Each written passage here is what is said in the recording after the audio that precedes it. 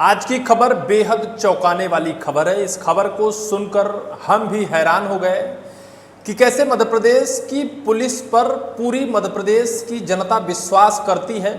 लुटेरों से बचने के लिए मध्य प्रदेश की जनता मध्य प्रदेश के गृह मंत्री मोहन यादव की पुलिस के चौखट तक जाती है।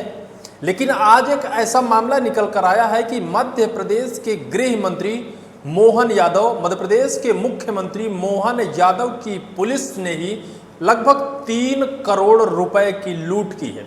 आधी रात को यह लूट की गई है और इस लूट में पुलिस अफसर के साथ साथ पुलिस कर्मचारियों को आधी रात को इस लूट कांड में शामिल होने के लिए बाकायदा फोन लगाया जाता है और वर्दी पहनकर इस पार्ट पर आने को कहा जाता है।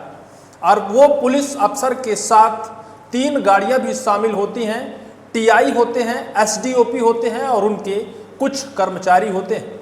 आधी रात को यह लूट कांड को अंजाम दिया जाता है और लगभग 3 करोड़ रुपए लूटकांड के बाद पीड़ित को डराया जाता है और धमकाया जाता है कि अब तुम यहां से भाग जाओ, अन्यथा तुम्हारी जान भी नहीं बच पाएगी। और 3 करोड़ रुपए लेकर यह पुलिसकर्मी आपस में बंदर बांट कर लेते हैं और फिर इसकी कानो कान खबर नहीं होती है। आखिर इसका खुलासा कैसे होता है, यह मामला आईजी से डीआईजी तक कैसे पहुंच जाता है और फिर इन सभी पुलिस अफसर के साथ उन कर्मचारियों के ऊपर भी गाज गिर जाती है और सबको सस्पेंड कर दिया जाता है। लेकिन अगर एक डकैत डकैती डालता है, शायद लूटकांड को अंजाम देता है, तो कानून उसे क्या सजा देता है? सलाखों के पीछे तो डाला ही जाता है, उसके ऊपर लूटकांड का मुकदमा तो दर्ज ही होता है। लेकिन अगर आज एक पुलिस अफसर के साथ 9 से 10 पुलिस कर्मचारी इस लूटकांड को अंजाम दिए हैं, तो क्या सिर्फ बर्खास्त करने से उनकी सजा पूरी हो जाती है?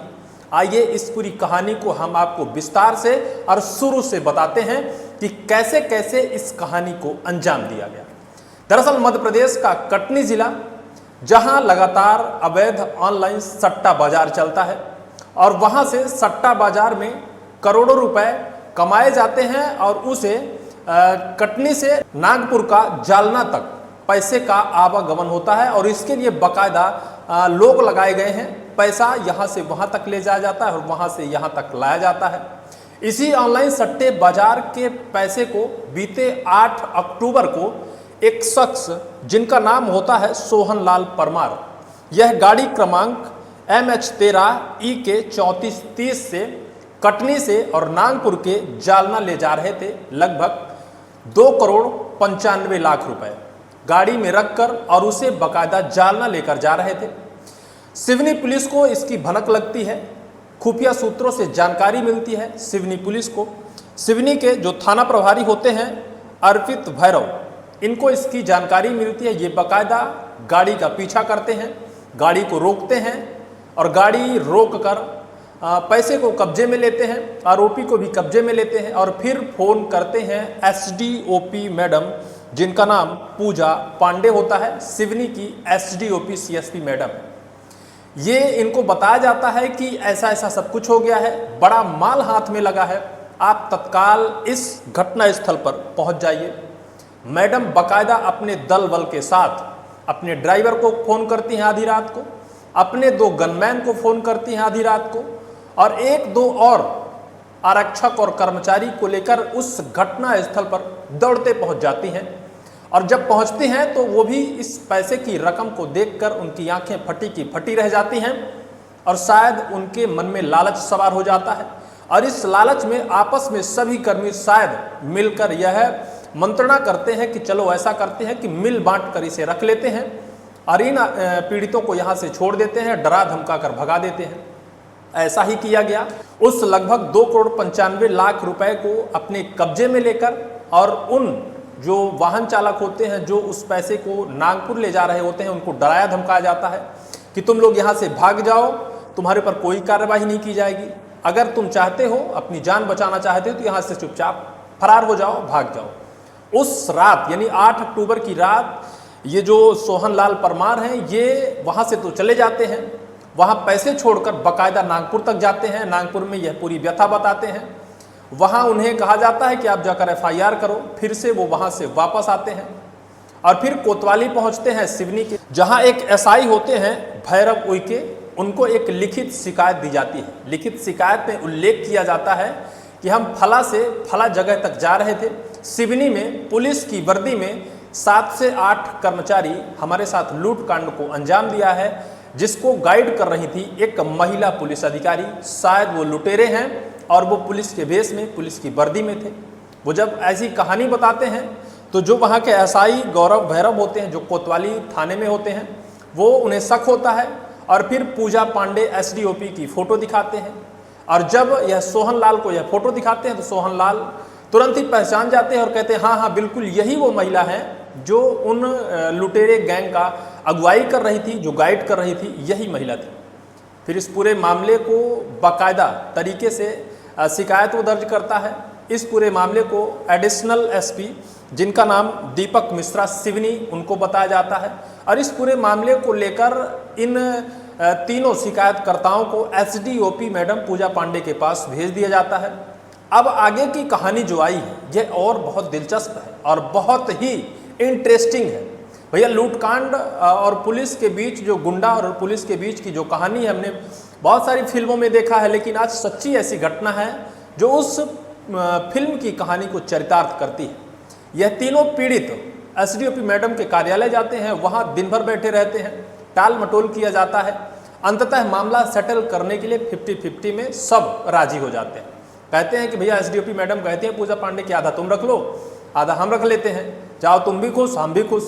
पूरा मामला सेटल हो जाता है और शायद उनको है कि आधी रकम देकर भेज दिया जाता है। अब इसकी भनक जो ये गौरव उइके हैं, इसकी भनक वो मीडिया को दे देते हैं। मीडिया एसडीओपी मैडम के कार्यालय भी जाते हैं। वहाँ एसडीओपी मैडम कह देती हैं कि मामला पूरा क्लियर हो गया है, अब इसमें कोई दिक्कत नहीं है। मीडिया कर्मी भी शायद अपनी रिपोर्ट लेकर आ जाते हैं, मामला ठंडा हो जाता है।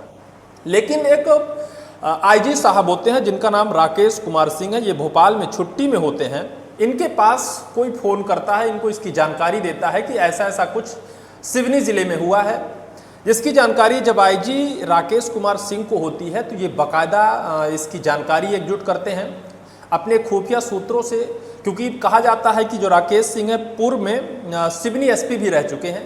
इनके सूत्र से ये पता करते हैं कि आखिर हुआ क्या था उस दरमियानी रात 8 अक्टूबर को 1-2 बजे के बीच सिवनी के उस थाने में क्या हुआ था। सिवनी जिले के इस थाने का नाम होता है मंडोला।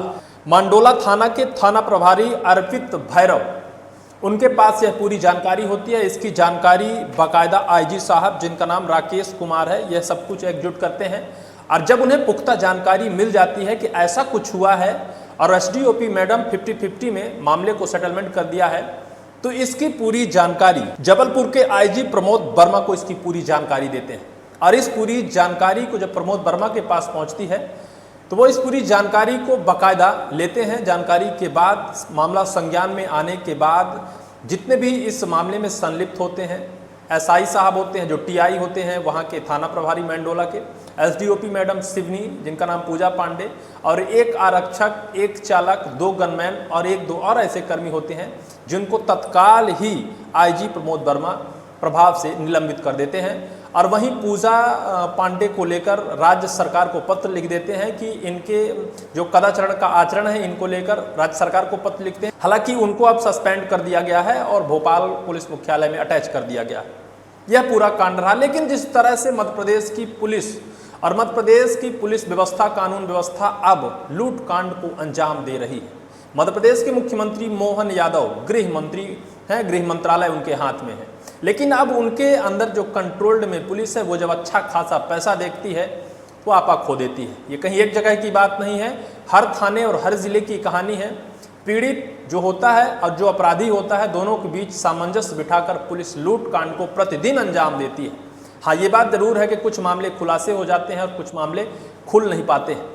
लेकिन जिस तरह से सिवनी जिले में इस लूट कांड को अंजाम दिया गया है, निश्चित तौर पर पूरी मध्य प्रदेश पुलिस व्यवस्था को शर्मसार करता है और पुलिस व्यवस्था पर सवाल खड़ा करता है। आखिर कैसे हम पुलिस पर विश्वास करेंगे? आखिर कैसे लुटेरों के द्वारा लूटी गई संपत्ति की शिकायत हम पुलिस के पास लेकर जाएंगे? हमें तो अब उन लुटेरों से ज़्यादा पुलिस से शायद डर लगने लगा है। कि कहीं पुलिस ही ना हमें लूट ले, क्योंकि ऐसा अगर हो सकता है तो कुछ भी हो सकता है। पुलिस अगर अच्छी रकम देखती है, अच्छी चीज़ देखती है, तो शायद उसके भी मन में लालच आता है और फिर लूटकांड को अंजाम दे देती है। मध्य प्रदेश के मुख्यमंत्री मोहन यादव से गुजारिश करना चाहेंगे कि मध्य प्रदेश में आखिर व्यवस्था इतनी लचर क्यों है। मध्य प्रदेश में पीड़ित को न्याय नहीं मिल रहा है, अपराधियों को उसकी सज़ा नहीं मिल रही, आखिर क्या वजह है। हमारे पास ही कई ऐसी घटनाएं आती हैं कि बड़े लंबे केस में पुलिस पैसा लेकर मामला रफा दफा कर दिया, लेकिन शायद है कि हम भी छोटे छोटे मामले पर नहीं बोल पाते हैं। लेकिन ऐसा नहीं होना चाहिए। पुलिस अंग रक्षक होती है, पुलिस समाज रक्षक होती है, और समाज रक्षक ही अगर समाज भक्षक बन जाएगी तो समाज कैसे बच पाएगा, सबसे बड़ा सवाल रहेगा। मोहन यादव जी से भी हमारा सवाल रहेगा कि पुलिस के रवैये अगर ऐसे रहेंगे तो आम इंसान, आम जिंदगी और मध्य प्रदेश की जनता सुरक्षित कैसे रहेगी। इस पूरी वीडियो को लेकर आपकी क्या राय है, कमेंट सेक्शन पर कमेंट जरूर करिएगा।